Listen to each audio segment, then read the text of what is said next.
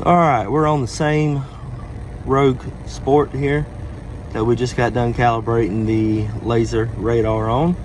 We went ahead and drove it, made sure that no codes came back for that. Now, there is a recall on this car. That recall is to reprogram the laser radar.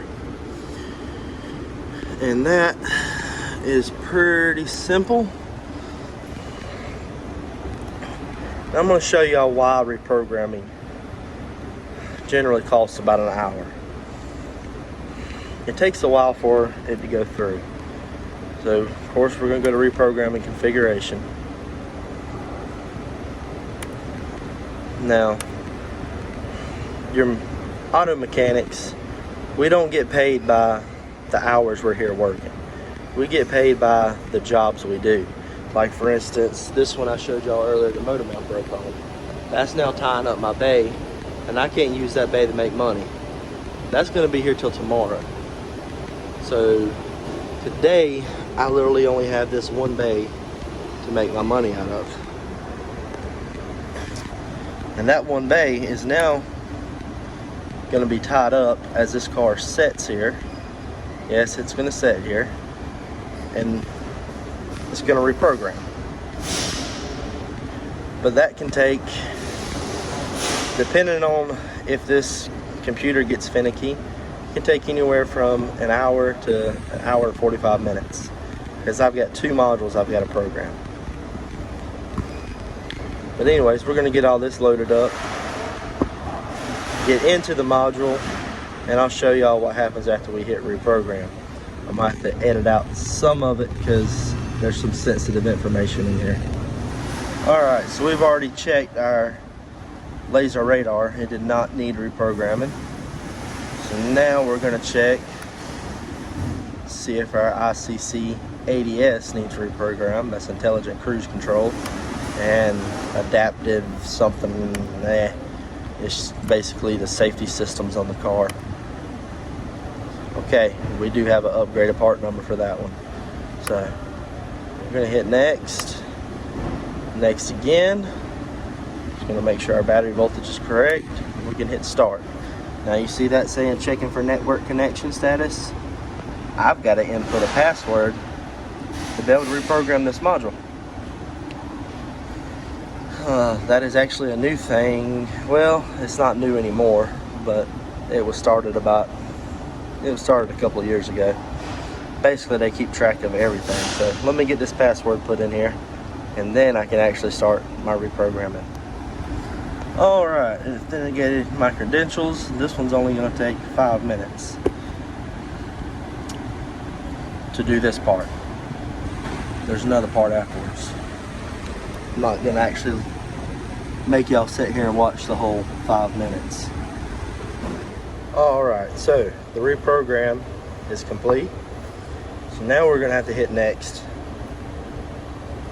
This is probably going to be a simple one where we're just going to clear the codes that the car set during the reprogram. Some of them, there's a lot more you have to go into. Sometimes after you reprogram a module, you'll actually have to go back in and configure other modules because their configuration got cleared out while you were reprogramming that. So it's not just that 5 minutes of waiting for it to program. There's other steps you have to go in. And here we go. Now it's saying turn ignition off, turn ignition back on. When I turn it off and back on, it's going to erase codes. So let's go do that. Alright, so as you can see, whenever it finished, we got some malfunctions, got some warning lights. So what I'm going to do is I'm going to turn this ignition off. I'm going to turn it back on. And if we look over here, you'll see that that has began to clear codes. We'll come up here, you'll actually see it saying erase. It's erasing DTCs. Once that's done, this is all, because it's a recall, this is all warranty. I have to fill out a bunch of paperwork stating that I did this. Everything has to be time stamped from the time I started to the time I ended. I have to print this page. It has to go along with the ticket. Also confirming that it was done.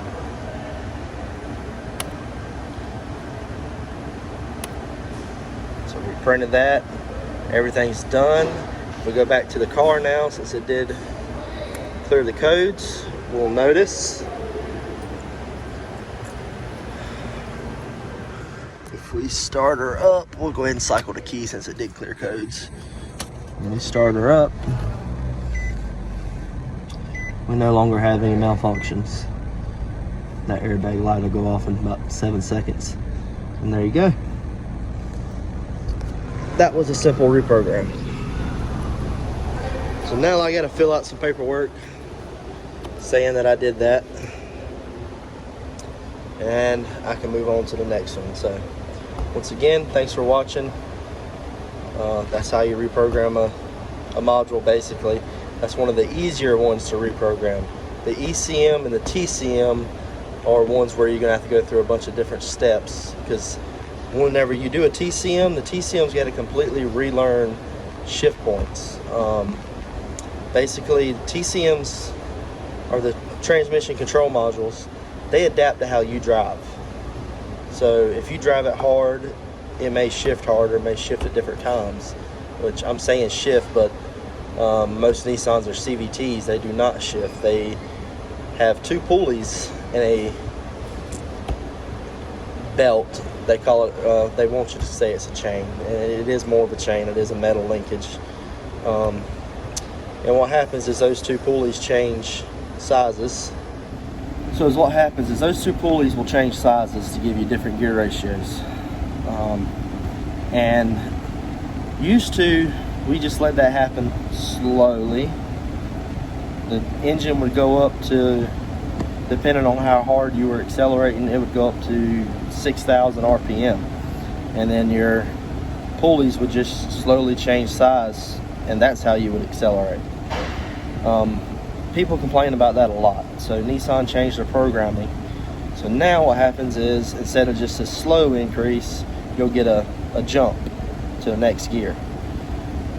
And that simulates a shift. So it may feel like it's shifting gears, but actually it's just changing pulley sizes.